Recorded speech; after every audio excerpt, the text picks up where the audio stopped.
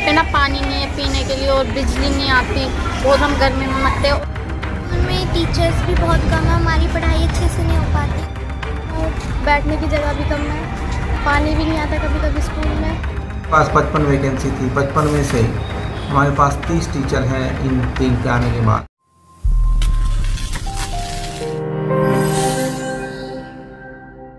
आपने जगह जगह सरकार व शिक्षा विभाग द्वारा लिखवाए गए स्लोगन कि पढ़ेगा इंडिया तो बढ़ेगा इंडिया, ये लिखा हुआ तो बहुत देखा होगा, लेकिन आज हम आपको ये बताने के लिए जा रहे हैं कि ये सरकार द्वारा लिखवाए गए इस स्लोगन की जमीनी हकीकत क्या है।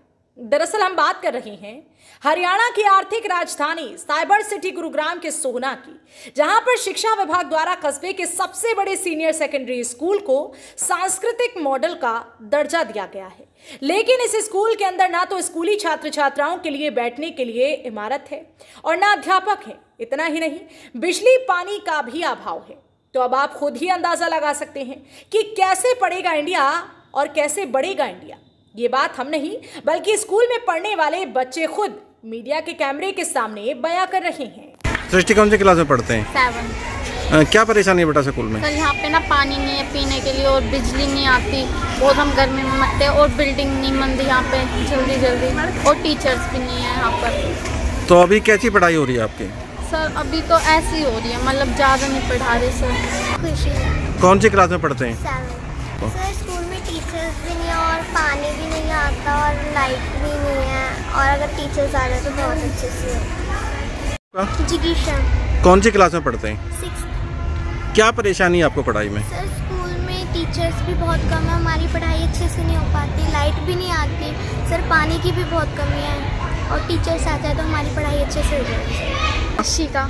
यशिका कौन सी क्लास में पढ़ती हैं? 7th क्लास में। क्या परेशानी है आपको स्कूल में? टीचर्स कम है और मतलब बिल्डिंग बन रही है, वो टीचर्स कम है और बैठने की जगह भी कम है, पानी भी नहीं आता कभी कभी स्कूल में, यही परेशानी है बस। और यहाँ पे बैठने की भी जगह नहीं है और टीचर्स भी नहीं है, पढ़ाई में बहुत दिक्कत होती है। टीचर्स आ जाए तो पढ़ाई हो जाएगी अच्छे से। यहाँ पे टीचर्स भी बहुत कम है और पढ़ाई भी अच्छे से नहीं होती हमारी।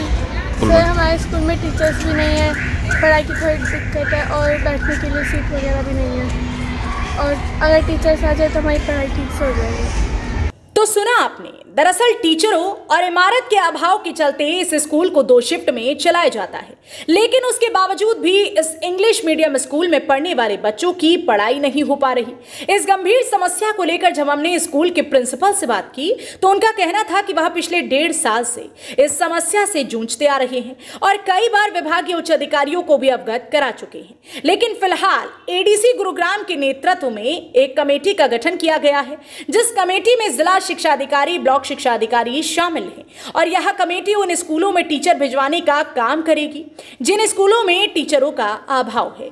लेकिन देखने वाली बात यह होगी कि सोहना के मॉडल सांस्कृतिक स्कूल में टीचरों की कमी को कब तक पूरा किया जाता है। स्कूल में टीचर का अभाव लगभग 1.5 साल से है और 1.5 साल से बड़ी विपदा में हम लोग हैं, बच्चे हैं कि किस तरह से स्कूल को मैनेज करें, चलाया जाए।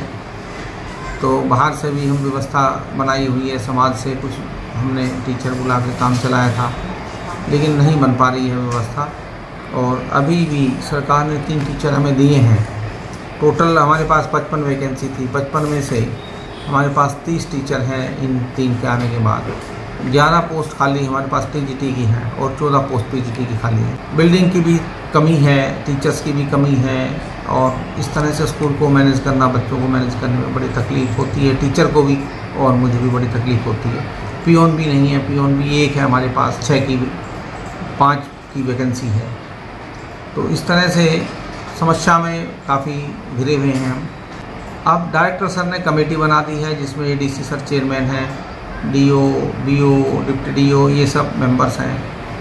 28 तारीख को लेटर जारी हुआ था। अब उम्मीद है इस महीने में शायद हमें teachers ADC sir, DO madam करके अरेंज करके हमें दे दें। जिस तरीके से सरकार ने इंग्लिश मीडियम के स्कूल बनाए थे तो उसी तर्ज पे हमारा स्कूल शायद अच्छे तरीके से चलेगा।